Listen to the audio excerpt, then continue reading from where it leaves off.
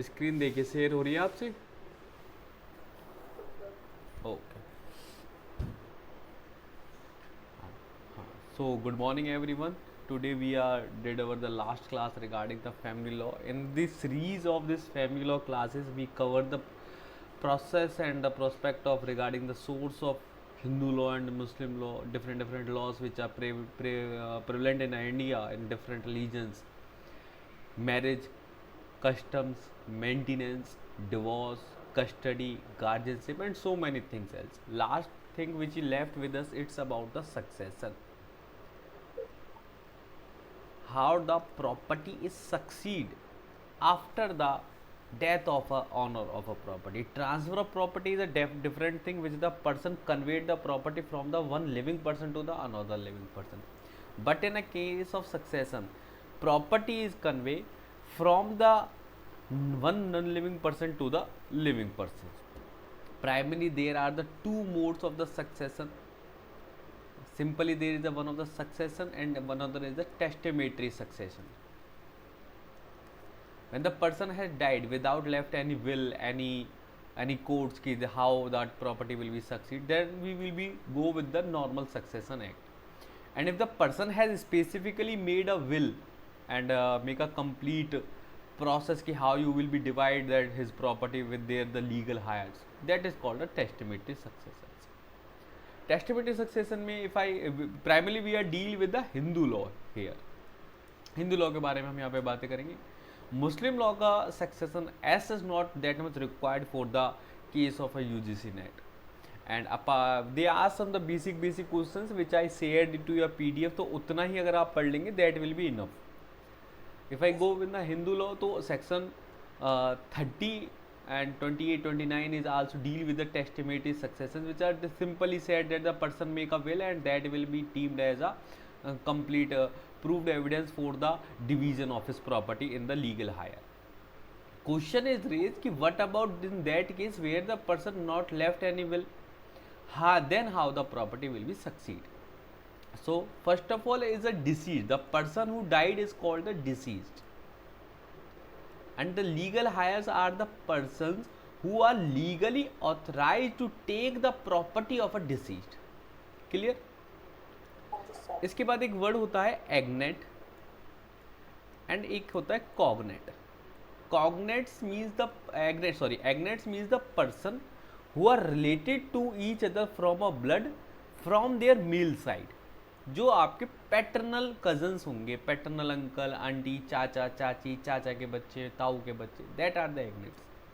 If I say the cognates are the relatives who are related to the blood not from the male side, who are related from the female side, like maternal uncle, maternal father, maternal cousins, मामा के बच्चे, मामी के, नानी के, these are the maternals. Clear? Another thing is that ये दो तीन terms हैं before starting the section. You just have to be go with that. एक होता है full blood, मतलब same mother और same father, that is called a full blood. एक होता है half blood. हाफ ब्लड में same father but different mother. Clear? ये है half blood. The person who are related with the half blood is like that कि दो अलग अलग मदर्स हैं पर फादर सेम है, तो दो उन अलग अलग मदर्स के जो बेबीज होंगे they are related as a half blood. Another thing is the uterine blood. ये पॉलीएंट्री के कंसेप्ट से आता है जो कि एज सच इतना प्रिवेल नहीं है, अब तो बिल्कुल खत्म हो चुका. पॉलीगैमी पॉलीएंट्री दोनों ही खत्म है, but somehow it can be possible where this the same mother but different father, that is called the uterine blood. Clear? हाँ, same mother but different father, uterine blood. UTRINE spelling में भी wrong हो सकती है, वो PDF में से आप एक बार देख लीजिए. यूट्राइन ब्लड बोलते हैं. ठीक है? तो full blood, half blood, uterine blood. Full blood में दोनों सेम मदर फादर दोनों सेम है, दो बच्चों के. यहाँ पे हाफ ब्लड में दो बच्चे हैं, उनकी फादर सेम है पर मदर अलग अलग हैं. यूट्राइन ब्लड में मदर सेम है पर फादर अलग अलग है. Clear? Now we come with the succession. Section 6 give the both male and female the equal right. Hindu succession act 19 Hindu Succession Act of Section 6 are declared that the both male and female have the complete right regarding the property of the deceased. One thing is that apart from his thing कि succession are occurred in a two different way on the basis of gender. जो deceased है वो mail है या female है, इस बात पे सक्सेशन डिपेंड करेगा. अगर मेल है तो मेल सक्सेशन लॉ लगेगा, फीमेल है तो फीमेल लगेगा. अगर हम मेल की बात करते हैं, प्रोसेस में आपको बताऊंगा, sections you will be memorise कि उनकी सेक्शंस की सीरीज क्या है through the Hindu succession act. We just go with the process and some important things. अब कोई मेल एक्सपायर होता है, the male has been deceased. Now the how the property divided between them, they make the list. सबसे पहली बात, heirs की उन्होंने list बना रखी है. सबसे पहले लिस्ट 1 है, देन लिस्ट 2 है, उसके बाद एग्नेट्स हैं, देन कॉग्नेट्स हैं. Simple is that. ये 3 हमारे पास लिस्ट है. व्हाट दे सेड कि if the male person has died, you will be prefer the all legal heirs which are present in list 1. List 1 के जितने भी हायर्स हैं उन सबको इक्वल इक्वल इक्वल प्रॉपर्टी मिल जाएगी. सपोज एक लिस्ट 1 में बहुत सारे लीगल हायर्स दे रखे हैं, उनमें से 5 अवेलेबल हैं उस डिसीज के, तो 5 को 1/5 मिल जाएगी प्रॉपर्टी. ठीक है. अगर फर्स्ट लिस्ट में से कोई लीगल हायर अवेलेबल ही नहीं है, then you will be go with the list 2. Clear. List 2 में से भी कोई नहीं है, फिर हम एग्नेट्स पे जाएंगे, देन विद द कॉग्नेट्स. ठीक है. एक बात ये रही. दूसरी बात इसमें आती है कि whenever the transfer occurred, it occurred with branches. ठीक है. अगले पेज पे अगला पेज कर लें, यहां तक ठीक है ना सब चीज. ये मेल का सक्सेशन रूल रहा. अब इसके अंदर की 2-3 बातें हैं. सबसे पहली बात है कि ब्रांच वाइज सक्सेशन होगा. ब्रांच वाइज सक्सेशन का मतलब है कि ये बंदा डिसीज्ड है, इसका एक ये सन, एक यहाँ पे S1, S2 और S3. ठीक है. अब इसके 2 सन भी हैं, S1 S1, S1 S2. इसका एक बेटा है S2 S2 और इसके 2 बेटे बेटी हैं S3 S1 S3 D1. Clear. अब सपोज ये एक्सपायर हो चुका है, ये नहीं है, या फिर मैं कहूं, अब पहले ऐसे देखते, अगर ये नहीं है, अगर S1 नहीं है तो प्रॉपर्टी कैसे डिवाइड होगी. हम ये डीम करेंगे कि ये है. अगर ये होता तो इसे 1/3, इसे 1/3, इसे 1/3, देन फिर इन दोनों को क्या मिलते, 1/6 और 1/6. 1/3 का आधा आधा हो जाता, इसको पूरा 1/3 मिल जाता, और इसको 1/6 और इसको 1/6. क्लियर ये बात. अगर मैं कहूं S1 भी नहीं है, S2 भी नहीं है और S3 भी नहीं है, तीनों ही नहीं है, अब तो इसका मतलब ये नहीं होगा कि इन 5 में प्रॉपर्टी 1/5 डिवाइड हो जाएगी. अब लीगल हायर्स तो आपके लिस्ट 1 के हिसाब से 5 है, तो जी 5 को एक साथ 1/5 नहीं दे देंगे आप. ब्रांचेस वाइज डिवाइड होगा कि अगर वो होते तो पहले इनको 1/3 मिलता, फिर यहां से ये डिवीजन होता. ये चीज माइंड में रखना. अगर क्वेश्चन आता है तो ये चीज माइंड में क्लियर होनी चाहिए कि पहले ऊपर की पूरी ब्रांच को डिवाइड होगा, फिर नीचे की ब्रांचेस को मिलेगा. तो उस हिसाब से इस दोनों को तो 1/6 और इन दोनों को 1/6 और इसको 1/3 मिलेगा. Clear that thing. चलो, ये तो हुआ ब्रांचेस वाला रूल.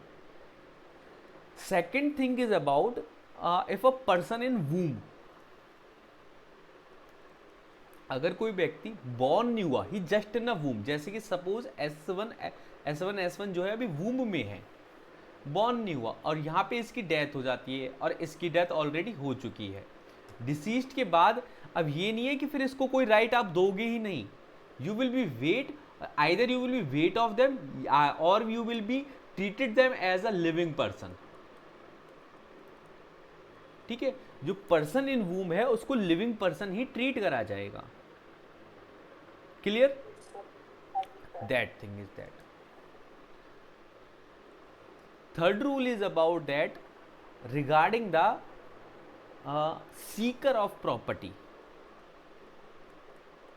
ये कहता है कि सपोज कोई प्रॉपर्टी है, you and me are both are relative to each other, और मुझे पता चला कि हमारे परिवार से ना कोई एक प्रॉपर्टी है हमारे पुराने पुश्तैनी गांव में। मैं गांव गया, मैंने पैसे खर्च करे, उसको रिकॉग्नाइज कराया, केस लड़ा और वो प्रॉपर्टी मिल गई।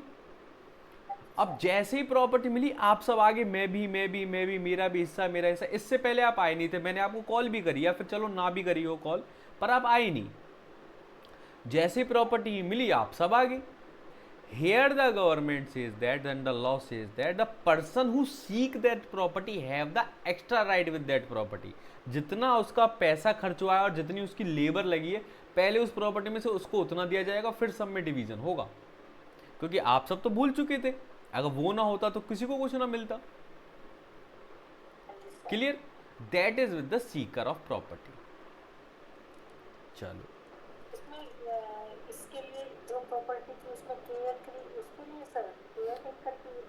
नहीं, केयर टेकर के लिए, प्रॉपर्टी ढूंढने के लिए। जैसे ही प्रॉपर्टी कंफर्म हुई, देखो गवर्नमेंट क्या, कोर्ट क्या करता है कि जैसे आपके पास एक प्रॉपर्टी कंफर्म होगी और आप कोर्ट में प्रूव करोगे कि I am the legal owner of that property, then the court will allow the publicity in a newspaper that if anyone seek the right in that property kindly come in court because someone claim the right here. If you will not become the property completely wasted to them. तो court सबको allow करती है एक बार कि भैया अगर किसी का हक है तो अभी आ जा, क्योंकि ये मेरे सामने जो व्यक्ति खड़ा है वो कह रहा है मेरे अलावा इसका कोई ओनर नहीं है। अब उसमें सब आ जाते हैं फिर बहुत सारे लोग, तो कोर्ट कहेगा कि मिलेगी तो सही, लेकिन जो सामने खड़ा है इसने सबसे पहले रिकॉग्नाइज करा है, इसके पैसे लगे हैं, लेबर लगी है, मेहनत लगी है, तो इसका पहले वो पार्ट कट करा जाएगा, फिर उस आप सबको मिलेगा। ठीक है जी, अगली बात पे हम आते हैं। Next is about the disqualify with that property. How you will B disqualify from it? Either the murder, if the person, suppose S1 है, S1 ही D को मारा था, S1 ने ही D का मर्डर करा फॉर प्रॉपर्टी, या फिर मैं कहूं किसी भी पर्पस के लिए, हम जरूरी एजेंडा पे नहीं जाएंगे, ही S1 किल द D। जैसे ही S1 ने D को मारा, अब D की जितनी प्रॉपर्टी है उस पे अब S1 का कोई लीगल हायरशिप नहीं रहेगी। क्लियर? तो murder of the person in whose property you have a right disqualified you from that right. Clear? That is the thing regarding the murder. अब हम आते हैं दूसरी बात पे। एक तो मर्डर हो गया, एक होता है लेफ्ट द रिलीजन, या फिर रिनाउंड द वर्ल्ड में कह लूँ, या फिर चेंज द रिलीजन, कन्वर्ट करने वगैरह। इन सब चीज़ों में अगर आप पार्टिसिपेट करते हैं ना, you are not left with the Hinduism, तो भैया हिंदू सक्सेशन एक्ट आप पे नहीं लगेगा। Simple is that. ये जो वसीयत से निकालना, विल से बेदखल करना, ये सब गलत है, it not is the right. अगर यहाँ पे सॉरी, सिंपल सी चीज़ समझ ले, ग्रैंडफादर है, फादर है और सन है। During the presence of a grandfather if a son has been born, now the property which are come from the forefathers are directly vested to the son. Father have no right. अब अगर grandfather की death हो जाती है और father ये कहते हैं कि मैं सन को अपनी प्रॉपर्टी से बेदखल कर देता हूँ, father have no right to do it, वो कर ही नहीं सकते। हाँ, फादर की अपनी कोई अर्न करी हुई प्रॉपर्टी है, सेल्फ अर्न प्रॉपर्टी है, उसमें कर सकते हैं, लेकिन जो फोर फादर से चली आ रही है that they have not have the right. ठीक है? दो ही चीजों से व्यक्ति डिस्क्वालीफाई हो सकता है, या तो मर्डर की वजह से, या फिर उसमें को रिलीजन कन्वर्ट कर दे, या फिर रिनाउंड कर दे, सारी चीजों को छोड़ दे, वर्ल्ड को छोड़ दे, now he didn't want anything, तो उस चीज में वो संन्यास ले ले तो उसमें समझ आता है। अपार्ट फ्रॉम दैम किसी मिसबिहेवियर की वजह से, किसी डिसीज की वजह से, there is no any ground which can the disqualified a person to get the right of succession in the property. Clear? चलो, एक बात ये रही, एक दो चीज़ और मैं देख लेता हूँ, if there is anything important I found.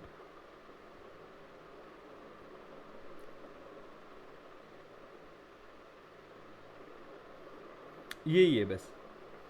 Majorly majority में यही है. Now I will be now the think about the female deceased. If the female has been died, how the property will be succeed in this case? Section 15 are deal with the section 15 of the Hindu Succession Act deal with the succession of in a case of a female. What they say is they also make a list. उन्होंने let me tell you what the list are available. हाँ, they are make a list. They make a 4 list 5 sorry उन्होंने 5 अलग अलग list बना रखी है. List 1 2 3 4 5. First list में primary आपके पास क्या क्या अवेलेबल है, let me tell you. Son, daughter and husband. अच्छा, जब मैं सन और डॉटर बोलूँ तो इसका मतलब सारे, मतलब सन का सन, सन की डॉटर, सन की डॉटर, डॉटर्स डॉटर, या फिर डॉटर का सन, डॉटर सन, सन सब आ जाएंगे उसमें, जितनी लंबी डिसेंडेंट अवेलेबल होगी उस टाइम. और हस्बैंड, ये 3 लोग हैं प्राइमरी. ठीक है. अगर ये तीनों अवेलेबल नहीं है तो फिर फीमेल की प्रॉपर्टी जाएगी हायर्स ऑफ द हस्बैंड पे, कि अगर ये सारी प्रॉपर्टी हस्बैंड की होती और हस्बैंड नहीं रहता तो उनके कौन लीगल हायर्स हैं, फीमेल सक्सेशन में चलेगी. अब ये भी नहीं है और हस्बैंड के भी हायर नहीं है, तो फिर जाएगी ये मदर एंड फादर पे. मदर एंड फादर पे, मदर एंड फादर भी नहीं है, फिर जाएगी वो mother and father of female. ठीक है ना. फिर जाएगी ये हायर ऑफ फादर पे, हायर ऑफ फादर भी नहीं है तो लास्ट जाएगी हायरर्स ऑफ मदर पे. ये इन्होंने लिस्ट इन्होंने प्रोवाइड करी कि सबसे पहले देखेंगे बेटे बेटी और हस्बैंड ले ले, वो नहीं है तो हस्बैंड के घर वाले रख ले, वो भी नहीं है तो मदर फादर रख ले, मदर फादर दोनों नहीं है तो फादर के घर वाले रख लें, फादर के घर वाले भी अवेलेबल नहीं है तो मदर के. These are the list in the case of a female. Female property are now the sometime question is raised कि what the female have. Female are deemed as the complete owner whatever she have and whatever she gain in his life, in her life. स्त्री धन की property है, husband कुछ उसे gift करते हैं, या फिर उसकी अपनी कोई एक्वायर प्रॉपर्टी है, अपनी उसको फैमिली से, अपनी उसकी मतलब उसकी रियल मदर रियल फादर की फैमिली से उससे कुछ प्रॉपर्टी एज अ गिफ्ट मिली है, कहीं और से कुछ उसे कुछ गिफ्ट मिला है, हस्बैंड ने उसे कुछ गिफ्ट करा है, अपने father in law and mother in law से उसको कुछ गिफ्टेड प्रॉपर्टी मिली. That all are deemed completely with the female and the female is the single one who decide who will be the legal heir. Clear. That is the succession regarding the Hindu Succession Act with the male and female. Apart from these, इतनी सारी बातें हमने discuss करी. अब मैं अगर ये कहूँ कि फीमेल कोई एक्सपायर हुई, इन 5 में से कोई नहीं मिला, या फिर मेल कोई एक्सपायर हुआ तो उसमें लिस्ट 1 में भी नहीं मिला, लिस्ट 2 में भी नहीं मिला, एग्नेट भी नहीं है, कॉग्नेट भी नहीं है, then the property are transfer to the estate by virtue of the estate. Estate rule is says that the if no one is the owner of no one owner is found of that property, legal owner कोई available ही नहीं है, then property is vested with the government. तो वो property government को vest हो जाएगी by virtue of the section 29. Government तो लास्ट में होगी. If you aware about the story of Jhansi की रानी, उस टाइम पे ब्रिटिश एम्पायर का क्या रूल था कि जिस भी राज्य में राजा का कोई वंशज नहीं होगा वो राज्य सरकार द्वारा, ब्रिटिश एम्पायर द्वारा या फिर ईस्ट इंडिया कंपनी द्वारा एक्वायर कर लिया जाएगा. सेम टाइप ये है कि अगर किसी प्रॉपर्टी का कोई वारिस कहीं अवेलेबल ही नहीं है, उन्होंने तो ये कहा कि भाई राजा का ही वंशज चाहिए, वो हायर वायर के सिस्टम में नहीं पढ़ते थे, 3rd लिस्ट 4th लिस्ट इतने में तो कोई ना कोई मिल ही जाता. लेकिन यहाँ पे हम हायर्स वगैरह के चक्कर में हैं. लेकिन अब अगर कोई भी अवेलेबल नहीं मिला तो हम सेक्शन 29 के तहत बाय वर्च्यू ऑफ इस्चीट बोलते हैं इस रूल्स को, गवर्नमेंट को वो सारी प्रॉपर्टी वेस्ट कर देंगे. Clear. Apart from them testamentary succession तो है ही. ठीक है जी. That is with the Hindu law. यहां तक कोई डाउट किसी का? चलो आगे चलते हैं, थोड़ा सा मुस्लिम लॉ समझ लेते हैं. मुस्लिम लॉ के कुछ हम बेनिफिट्स पॉइंट्स देखेंगे बस. मुस्लिम लॉ बहुत ही टेक्निकल और मैथमेटिकल लॉ है regarding the case of succession, and one of the greatest example of the feminism. What the right are which are provided as a succession in Muslim law to the female are tremendously good. They are completely female supported in the case of a succession of property. What the Muslim law did, they decide the shares. उन्होंने shares decide कर रखे हैं. They approximately the make the 12 peoples after the deceased. वो कहते हैं कि 12 लोग लगभग हैं, अलग अलग फॉर्मेशन में. पेरेंट्स हैं, हस्बैंड है, वाइफ है, डॉटर है, सन है, parental grand parent, full sister, brother, uterine brother, इन सबको करके वो 12 लोग हैं जिनके पास शेयर्स अवेलेबल हैं. Somehow also available, but the primary they are the 12. उन्होंने उनके शेयर्स फिक्स कर रखे हैं. जैसे कि सपोज फॉर एग्जांपल 1/3 शेयर है वाइफ का, 1/3 वाइफ का शेयर है, तो 1/3 मतलब जितनी भी वाइफ है उनको टोटली 1/3 मिलेगा. सपोज अगर 4 वाइफ हैं तो सबको 1/12 मिल जाएगा. ये समझ आया कैसे, है ना? मतलब 1/3 इंटू 1/4, भाई 1/3 को 4 हिस्सों में बांटना है तो 1/12 हो गया. ठीक है, तो ये उन्होंने कस्टम अडॉप्ट करा है. अगर मदर का suppose share half share mother का है और 2 मदर हैं, मतलब स्टेप मदर भी है, तो उस हिसाब से उनका शेयर डिवाइड हो जाएगा. आई थिंक पर स्टेप मदर के लिए मे बी उन्होंने अलग से रूल दे रखा हो, if are not available. Bro अगर उन्होंने सन का बता रखा है कि भाई सन को हाफ ऑफ द प्रॉपर्टी मिलेगी और 3 सन है तो सबको 1/6 मिल जाएगी. ये उनका परफॉर्मा है टू डिवाइड द प्रॉपर्टी.